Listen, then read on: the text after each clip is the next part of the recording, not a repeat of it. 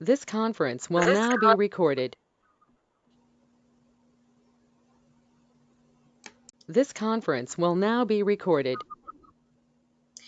Welcome to Yo Soy Neighborhoods Fresno. Today's April 13th, and we just wanted to extend our hopefulness. Everyone's going to feel and get out of this situation okay. We're going to be okay. It's just going to take time to get past this virus thing. But in my opinion, it's a good thing it happened because now we know how prepared our country really is. That was a eye opener. We have a lot of work to do. I say bring everything home and don't let any foreign countries do any of our products. If they're going to open it up to the free market and then we're going to fall short after we put all that money of investment into those countries, forget it. It's just not worth it. Look at how we're suffering now. We are suffering for that. So take care. We'll be okay. So enough of that. Hope your Easter was wonderful. Your Resurrection Day. Everyone has, I know each of the faiths have different names, labels for that, but I hope it was an enjoyable weekend. Uh, Today we have Miss Maricela Velasquez. She's with the San Joaquin Valley Air, and she's going to hopefully help or enlighten us. There are a few things been going on with this air lately, and some are good, and maybe she'll be able to help us understand how this air is so bad. So, Marcella, why don't you give us a little bit of your background? Were you born and raised in Fresno, or? Yes, so I was born and raised in Fresno, first generation. My parents are both from Mexico, but I was lucky to be born in Fresno and be able to have grow up in kind of our West Fresno area. Whenever I mention that, people are like, "Wait, you grew up in West Fresno?" It's like, yes, there's nothing wrong with it. You obviously had a lot of culture. What streets over there? Over on California and Crystal. Okay. Yeah. So. Okay, but Fresno, whether you're in West Fresno, Southwest Fresno, Southeast Fresno, Northern Fresno, the only difference are the buildings in North Fresno. They're newer, but everything else is the same. The people are the same. They're all safe.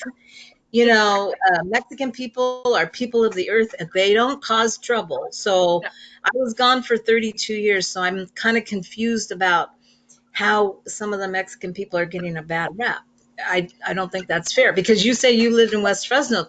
Everybody I know from West Fresno, they say it's beautiful over there. It is, and that's what I tell people.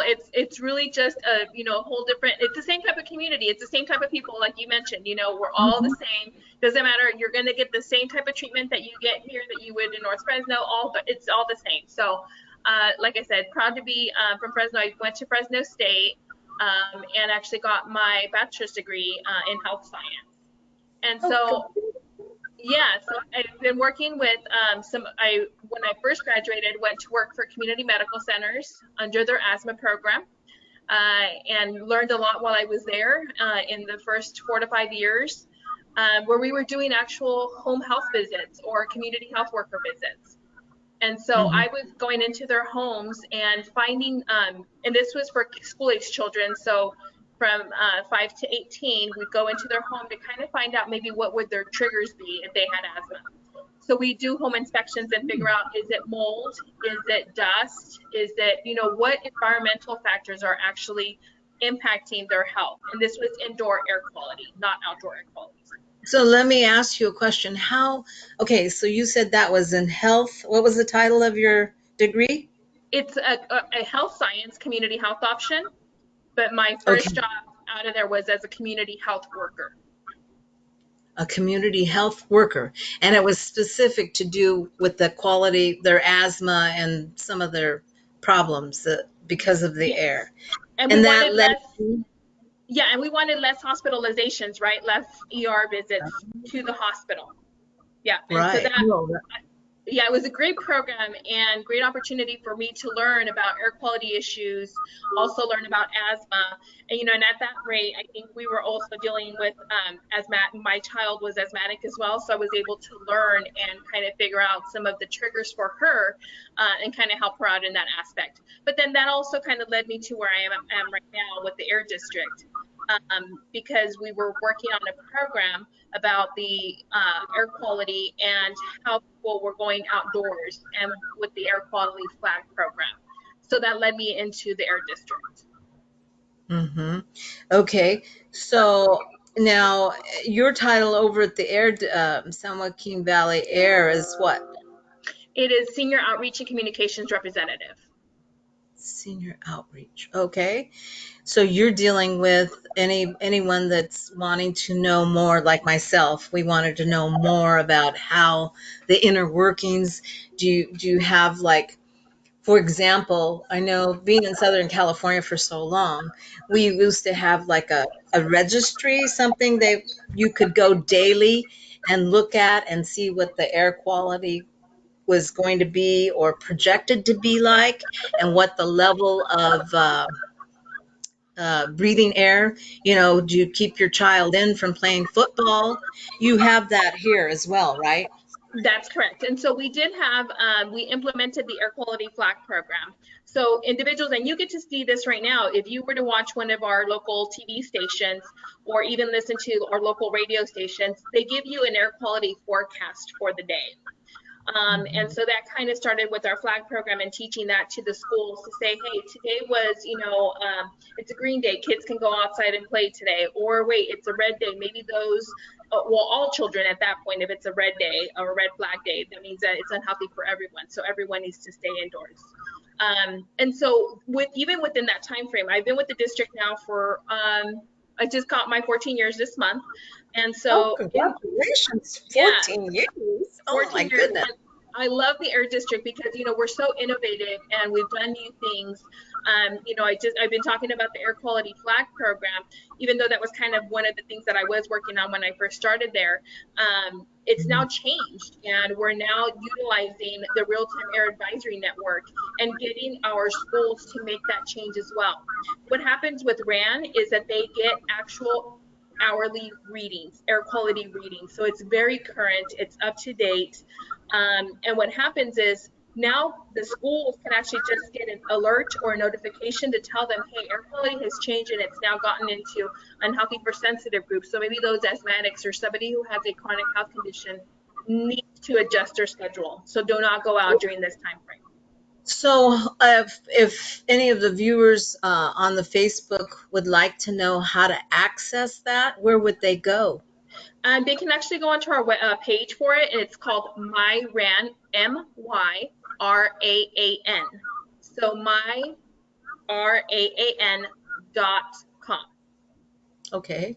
And Okay. they And can because I know there's moms that are on my Facebook and they like to check that stuff out, I would imagine that would help. Now, yeah. the what other programs do you have that help the citizens? We have a lot of programs at the district. So in addition to, offering these types of programs for outreach, there's also our Check Before You Burn program. The Check Before You Burn program, we just actually finished that season. It is between November 1st through the end of February. We issue a kind of a declaration if people are allowed to use their fireplace on a given day. And so Hmm. this basically tries to reduce the wintertime pollution that we have here in the valley.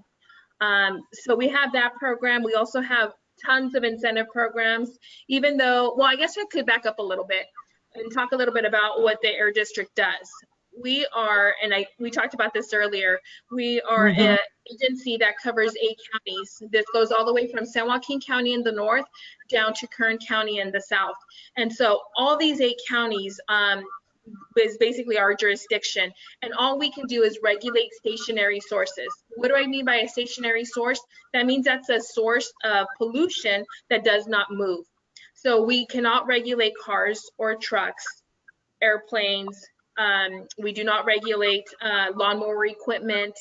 But what we do do actually at the district is provide incentives so that we can reduce the amount of pollution that is being emitted from these sources. And so while we, like I said, Can I go ahead. ask you a question right there? Okay. So one of the things that we talked about, my team and I, we were wondering on these burn days. I worked in the fields when I was younger, and I know for a fact if there, well, I didn't work with trees, but we still, even with grapevines, they have a tendency to cut some of the little sticks, the vines off, and that creates rubbish. So then what they used to do, and I don't know if it's been outlawed here or not, they would make a pile and they would burn it right there. Okay, along with any of the paper trays, they would put them in there and they would start them up and blaze it up without even thinking. And all of that goes into the air. Yeah. Those are particulates. Exactly, and you're right. And so basically, back in maybe 20 years ago, because our air quality has actually improved and has made great improvements and great changes since then. But what Mhm. happens is that probably in the past, it was allowed, and I think it was just until recently where we had to do some more additional regulations. And part of that was to basically kind of a farmer needs to call in and make sure that they have a burn permit, and then they also have to check in with us, and it's not going to be until that moment where an air quality permits that we will allow a burn to happen.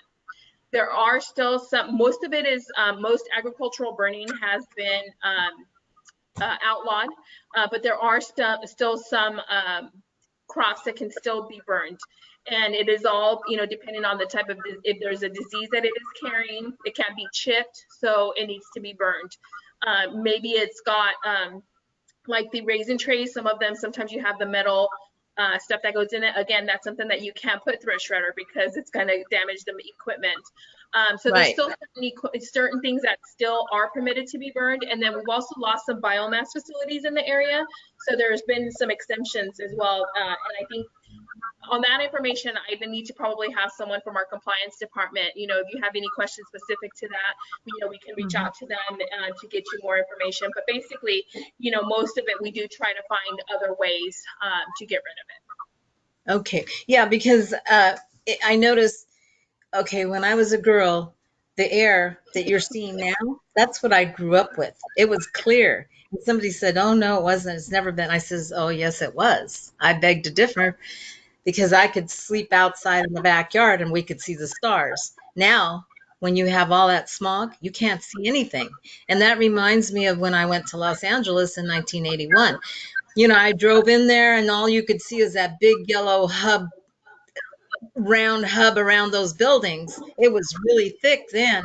Now the air has improved quite substantially there. So I'm just wondering, these farmers, even though they know that they're supposed to get a okay from you and a permit, some of them are still out there burning, aren't they?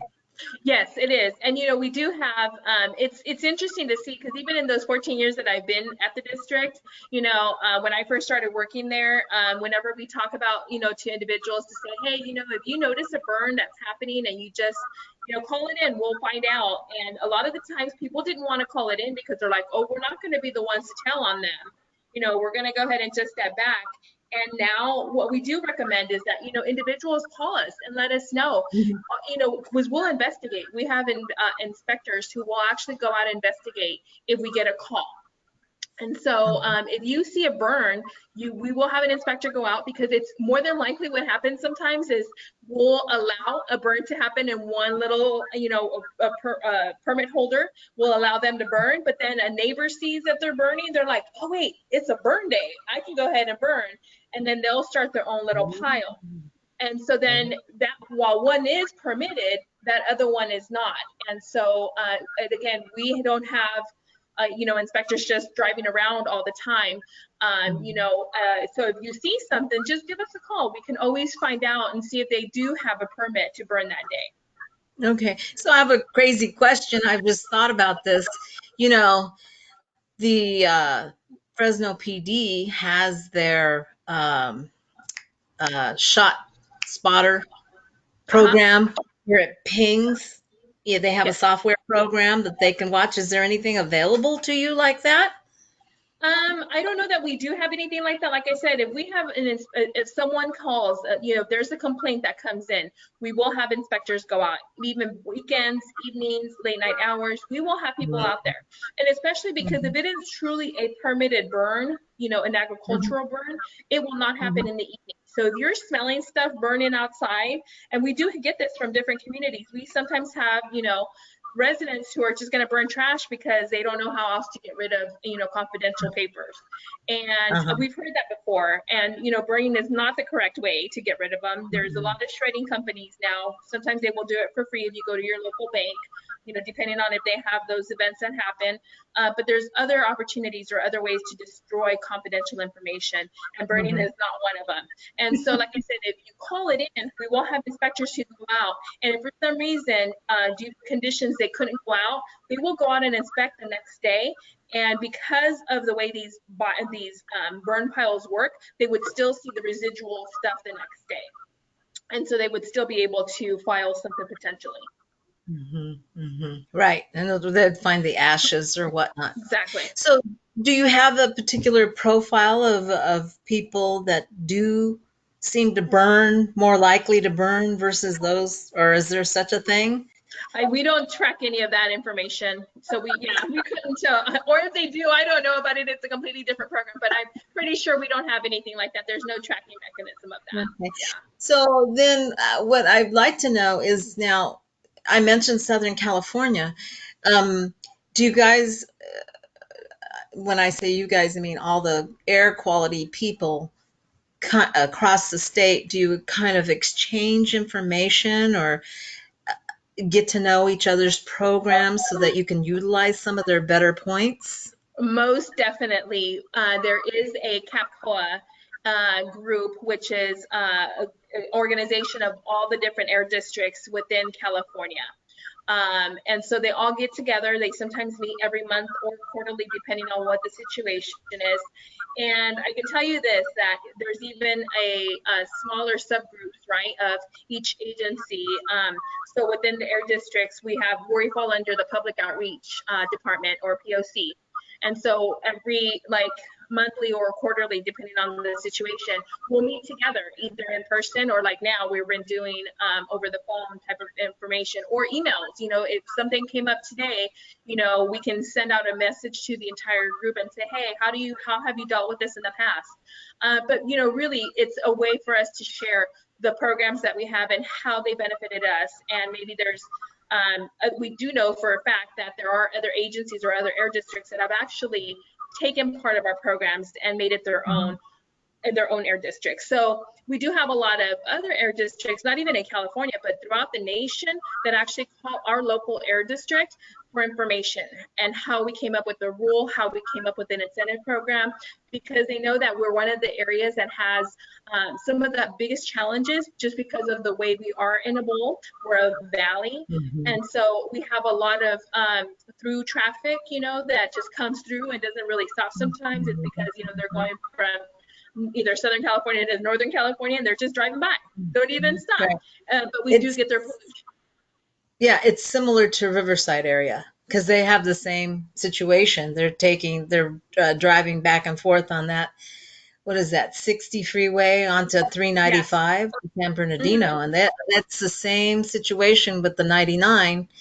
And Yeah. then The Riverside I-5. people and all of those cities up in that area, they're in a bowl. I mean, just like we are here. So Exactly. um, now with all of these regulations in place, how is it that it's still not good air quality? Well, if you look at the trends, our actual air quality is actually gotten a lot better since the air district was formed back in 1992. But there are still challenges that we currently have. There are still things that we need to work on, but it's becoming, and I would say that, I mean, I can tell you that in the last, 14 years that I've actually worked at the air district, and you look at the progress that has been made, our air quality has gotten a lot better, because not only are residents doing more, but we have residents who are now going from wood burning devices in their fireplaces to now going natural gas. And even new construction that is happening here in the Valley, they cannot really get a wood burning device installed in certain areas. Now they have to go strictly to natural gas. So we're reducing those emissions. We also have, instead of having regular conventional vehicles, we have a lot more electric vehicles or hybrids. So we're reducing the amount of pollution through there. We're also, so I'm just going to basically talk about all the different programs that we've had and how we've also made an impact. But, we also have our lawnmower exchange program. So we're replacing gas powered mowers with electric ones. And basically, I can tell you that one lawnmower produces as much as 12 late model vehicles running for Really? the same amount of time frame. Yes. You wouldn't think Whoa. that a small little lawnmower could Mhm. create so much pollution, but they do. And so that's why we have this Clean Green Yarn Machine program to help replace that. We also know Mhm. that, there are certain individuals who are looking to buy an electric lawnmower, but maybe don't have one to exchange. We've also now added a second option for those who don't have to replace one, but they want to purchase one straight out. We also have an incentive so that they can actually take, get a discount when they are looking to buy one. Okay, so one of the programs is the lawnmower can be changed out. They get what kind of incentive? Money wise or Yes. So we give, yeah, so it's up to $250 if they want to go to, and again, it's depending on the price of the new one that they're replacing. So they'll need to go in and trade out one of the gas powered mowers. And then, like I said, that price range will get up to 250 depending on the model that they exchange it for.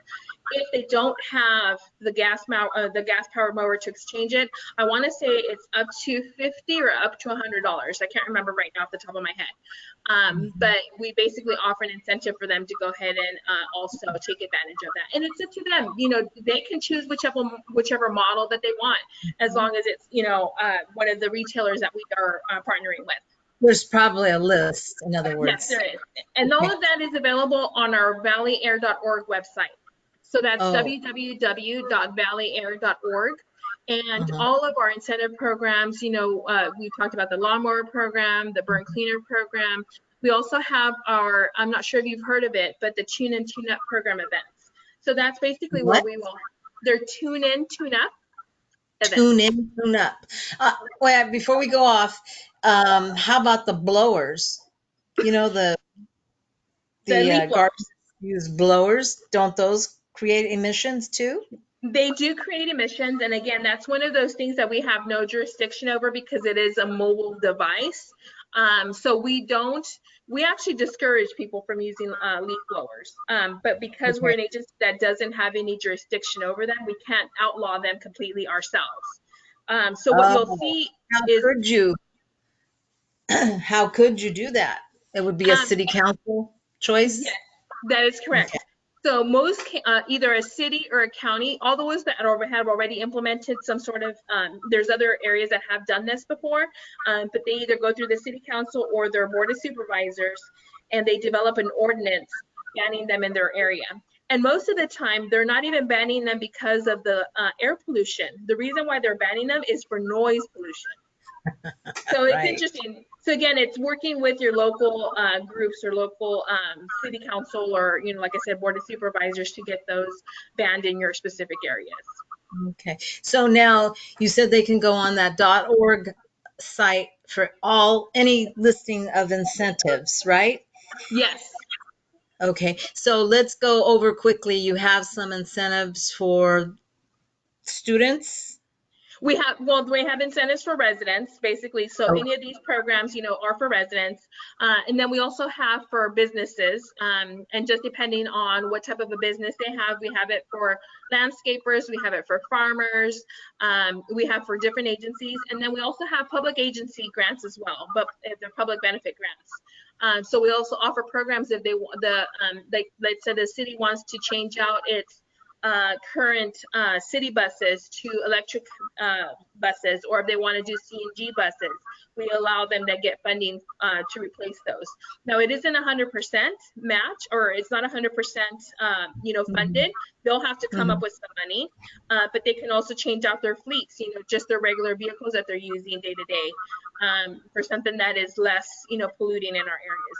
So with all of this funding and from every aspect of it, like I was talking about, residents, we have businesses, we have Hmm. everyone who is working together to reduce this pollution. And we have seen a great difference in these last, 20 years where we've, seen improvements in air quality.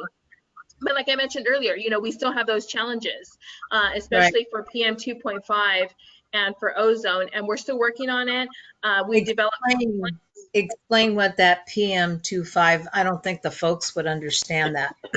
Yeah, so PM is particulate matter, and 2.5 just means that that's the size in microns, or it could also include smaller particles. And so you basically will find this in like your dust, it's up in the air and you sometimes can't see it, or, if it's big enough, you can potentially see it. But this is even smaller than a hair strand. Um, and so every single time that you get, so PM 2.5 is more dangerous than PM 10 because it's so small that can actually go into your bloodstream. And so this is one of yeah, so this is one of the reasons why we Sorry. have yeah, and so because of PM 2.5, that's one of the reasons why our Check Before You Burn program has actually gotten more stringent. Meaning, before, when air quality would get up to like maybe 30 microns or 30 the concentration was at 30, then we would at that point, several years ago would say, okay, at this point we're no longer going to allow people to use a fireplace. But because we're now dealing with public health issues and these health issues, that we've dropped it down, and that's also due to the EPA setting more standards. So now in certain counties, once it gets to 12, Uh-huh. then we definitely, if the concentration is going to be above 12, then that's when we say nobody can use a fireplace after 12 micrograms per cubic meter. So how long does it take particulate matters to disperse out of the area? So sometimes it needs strong winds, and so it can be a challenge as well, because if we also get rain and strong winds or let's say we just get winds and it has not Mhm. rained, what happens? Then we start getting all of this dust, and so then that's also not really good. So we really need a mixture of both wind and rain, and significant amount of rain, not just or little sprinkles here and there where it kind of looks Right. misty. It needs to be a heavy rain along with winds to be able to push this pollution out. So this is my creative part going crazy. Uh, when you're driving to Palm Springs area, Mhm. they have those big fans going. Would any of those help us? I think we've have had, I think it might change the air quality around that specific area. But this is something that, again, all these vehicles coming through here, it all kind of just sticks around. So if we don't have those winds to actually forcefully push these out, then it's not really going to move anywhere.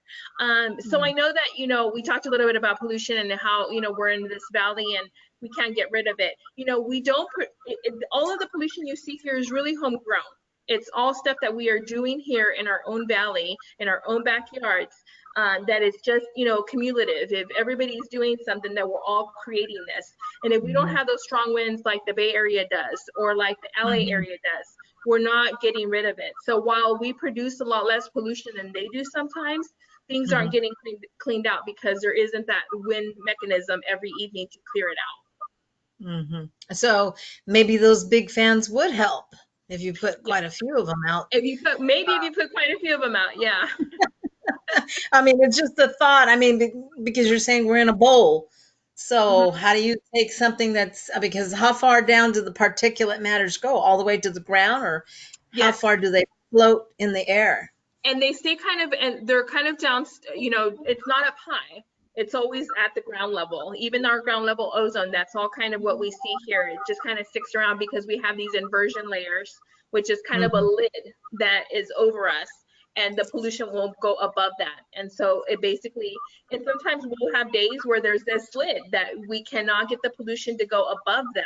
And so that's why if it continues to, we continue to do these things every day, and there is an inversion that's not allowing it to clear out, we can Mhm. have 5 days, 2 weeks worth of pollution kind of sticking around, where we're That's a breathing it.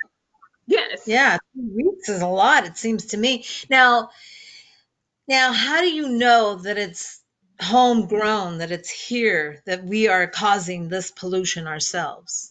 There have been studies, there's been several studies that, there is some studies that show that we do get some pollution coming from like the Bay Area, but it's very minimal, especially once you get down to like once it gets to like Fresno or even Kern County, it's even less. But I want to say that the numbers that I had last looked at were somewhere about 10-15% kind of in the northern areas, and then maybe about 8-9% here in Fresno, and then maybe under 5% gets to the Bakersfield area. So we do Mhm. get some pollution from them, and we can see it specifically when we have wildfires, right?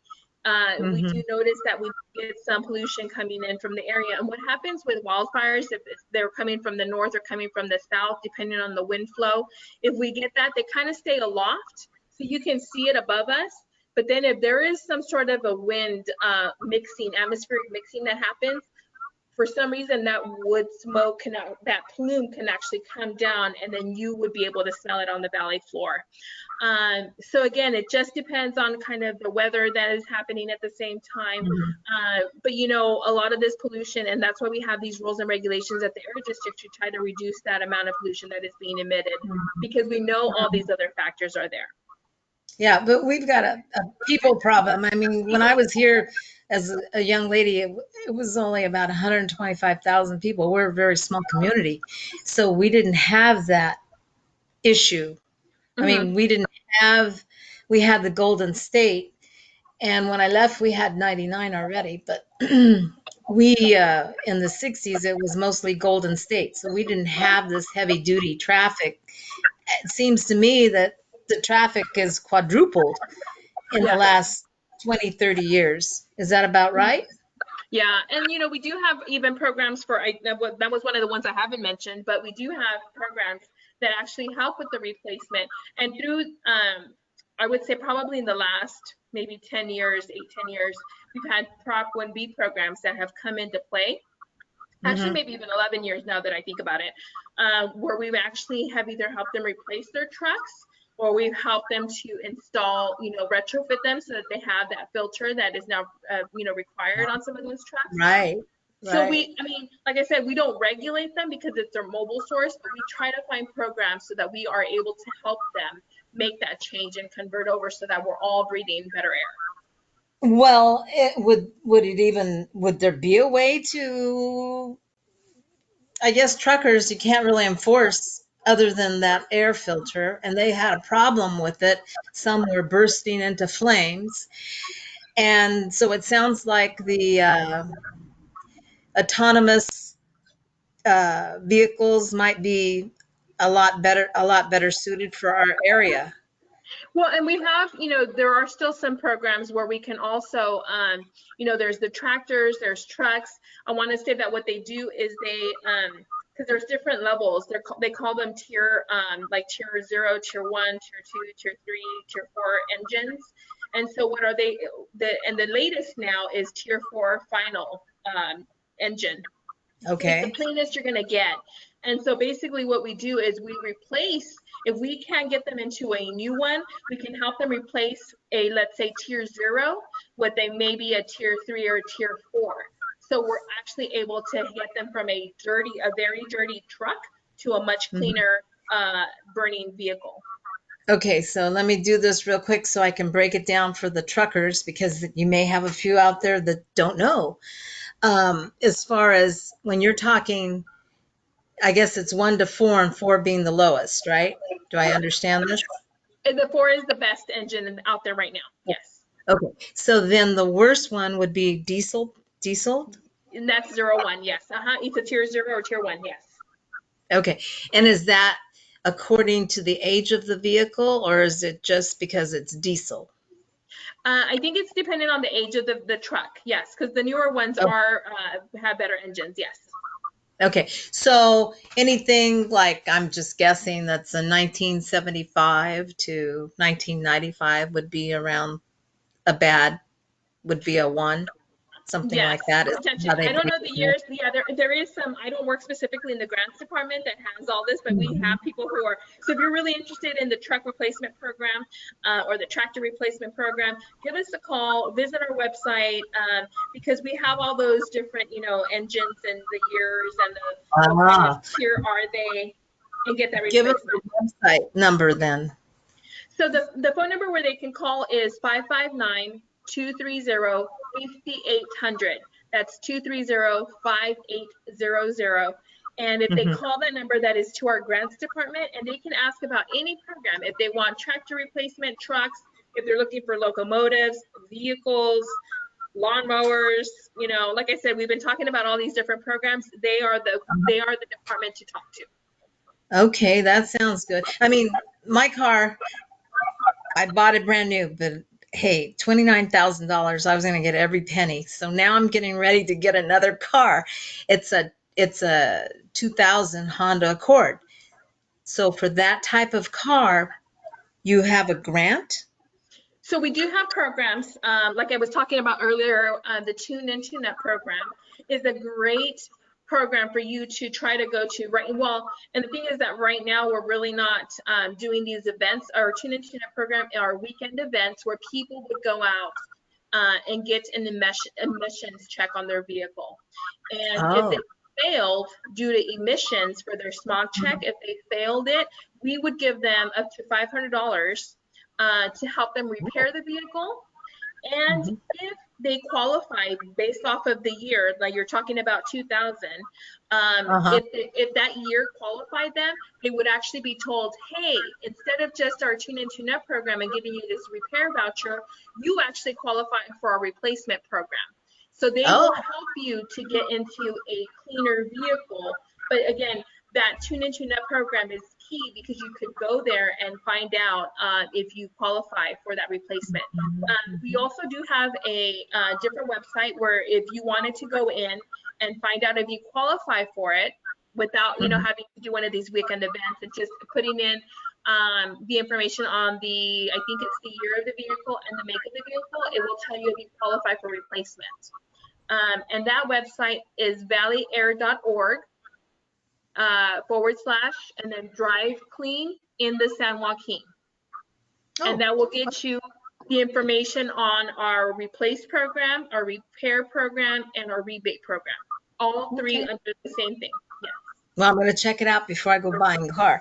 Yes, Maybe I'll get exactly. a Because there couple of might bucks. be funds out there available for you, especially if you've owned that Uh-huh. car for, I think it's 6 months, and you've had it registered and had insurance for the past 2 years. I believe you qualifies you for Mhm. that program. Well, see, that's a great program. I'm sure there are a lot of people out here that would go for that. Yes. Um, so I have a question. I know that my co-panelist at the studio, Smiley, he went to the big conference they had. I guess it was January or December in was it Sacramento area or San Francisco area? They had a big air conference, and he was saying that Fresno rating was very poor. Are you familiar with that? I mean, I know that we are usually in the top 10. Several of our Mhm. cities are in usually the top 10 in the nation.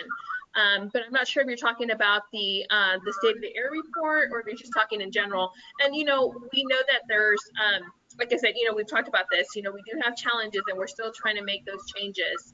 And so we Mhm. do know that our exceedances are still high, but they have actually gotten better, and we've gotten better over the years. So why don't you share with the folks what they can do, what we can do as a community citizen to help this air quality problem. I mean, I have sinus problems. Your child has asthma. My niece has asthma really bad. I know my director, Anita, she has that problem as well. So what can we do to help? So there are lots of things that we can do. Some of the things that we can do are either carpooling or just driving less, right? Especially if you have those conventional vehicles, right, where we're still, they're gas guzzlers, and Hmm. and so we're using a lot of that. And now, we're commuting sometimes even further distances. So we were able to Hmm. either carpool or either or change into a hybrid or electric vehicle, we're obviously reducing our emissions. Other things you can do is use the drive-through services less. And if you're going to go through a drive-through, we don't recommend it, especially if you're going to take a long time. It's sometimes better Right. to turn off your engine and then go in and then come back out afterwards. So, we don't recommend going through drive-through services because they're growing everywhere, right? You have it for Right. everything now, not only for one, especially during our time frame right now, but the thing that we need to do is try to remember that we need to reduce our emissions. And especially one of our other programs that we've talked about right now is our Healthier Living Schools program, where we have a no idling campaign for parents. Because sometimes what we're finding out is that there are times where parents will wait up to an hour to wait for their child to get out of school, and they'll leave their cars running because it's either Really? too hot or too cold. In certain areas, we do have parents who wait about an hour so that they're right kind of in the front of the line versus the back of the line to pick up their kids, Oh, but no. they'll leave their engines on. Or maybe not even an hour, but like maybe let's say they're there for 30 minutes and they have that car running and they have the AC on or whatever.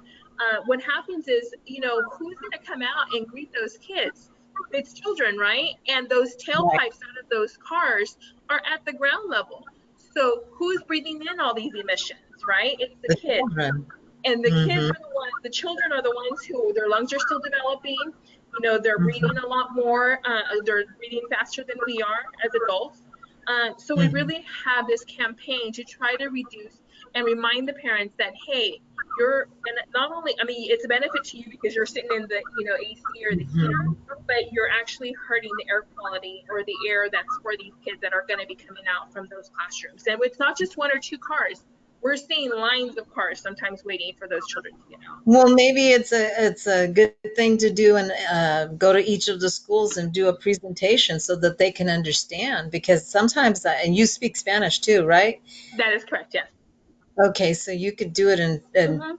bilingual because sometimes I don't think parents understand. Yeah, so that is part of our Healthier Living Schools program is we're actually reaching out to schools for to give them presentations to not only their staff but their parents and the students to give them these tools so that they understand that. So in addition to the Healthier Living Schools program, what we recommend is for individuals to switch out their lawnmowers or, using that lawnmower less, the gas powered ones, and going to electric ones because we're going to reduce the amount of Mhm. pollution that comes from that. What other things Right. can we do? We can also, when we're done, if you have a fireplace, go from a wood burning fireplace to Hmm. one that's natural gas. It's going to Hmm. be easier, right? Because you just flip a button instead of trying to clear out the flue and trying to, get the wood and Right. trying to, mess with all of that stuff. It's going to be less polluting, much easier, right, for you to turn on Yeah. that button. So that's another option that we have for individuals, right? So there's Right. a lot of things that individuals, residents can do. Even just simply taking your lunch to work with you, when that time comes. That way, there's less trips, or you can do trip linking, what we say. If you know you're going to be out and about, try to do all your errands at once, so you're just making a loop instead of going home and oh hey, I forgot I needed to go to XYZ store. You go back out and you come back home and Mhm. you're cooking or doing something. You're like, oh wait, I need to do this now. Then you go back out, The put old one fashioned make a list, right? exactly, make the list and make it all worthwhile. So you're just in one trip you can go, plan it out, make your trip, and then come home. Well, by default with this virus, we're relearning that. Yeah. Exactly, Yeah. yes. That's a good thing. Well, you've been talking a lot, but we've learned a lot, and I hope this is informative for the people to understand, what it is that we need to do, an extra step to make it happen because it really does affect the kids really bad. And if they're sitting Hmm. there with the engines running, then just turning it off and sitting under a tree might be the best uh, outcome. I mean, the best situation. And Yeah. really walking to and from school works too. You get the exercise. and you Yeah, get and we do have a lot of neighborhood kids, right? There's a lot of schools that are within those neighborhoods. I think there are some communities where they have like charter schools, so it makes it hard if they're having to drive across town. But maybe sometimes if we could carpool, obviously right now in the circumstances that we are in, sometimes we don't do the carpool thing. But right. when things get back to some sort of normalcy, then we can potentially look at those things to continue to better our air quality here in the valley. Right. I know that in Southern California, I don't know if you do it here, but they would give incentives to the businesses if they had a van pool, the larger corporations, and what they would offset, they would share it with the employees by helping them buy a ticket, like maybe get on the train or take the bus. So that would give them more money to pass out to the employees. So Yes, I so imagine you have that here too. yeah, so we do have the van pool programs as well, where we do those vouchers. Again, calling that grants line that I gave that phone number to, the 559-230-5800, they can set you up with that too, because we do have van pool programs and they offer vouchers for that. Where if you do participate in something like that, they do have a program that maybe can give you an incentive.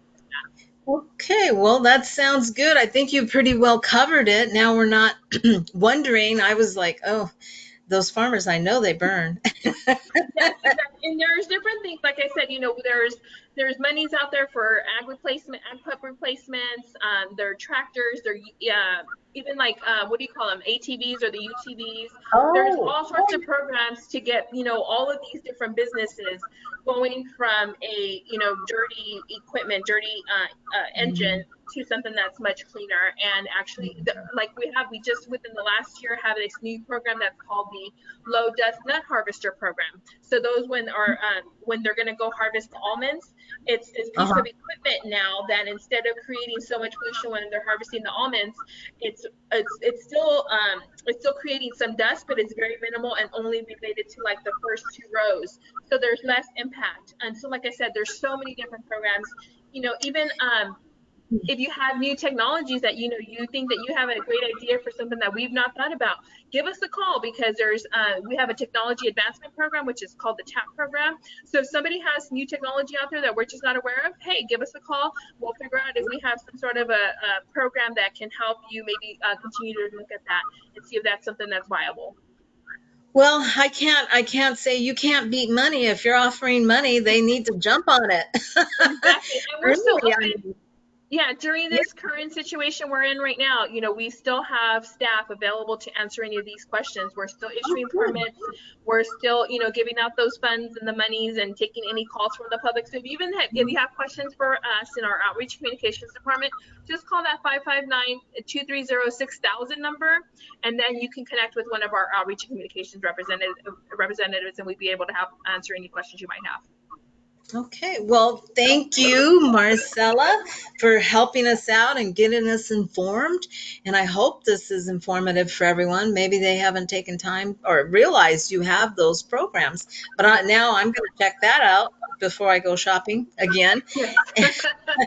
Since my car is 20 years old, but I've been taking care of it the best I could. So, but it's time Yeah. to move on.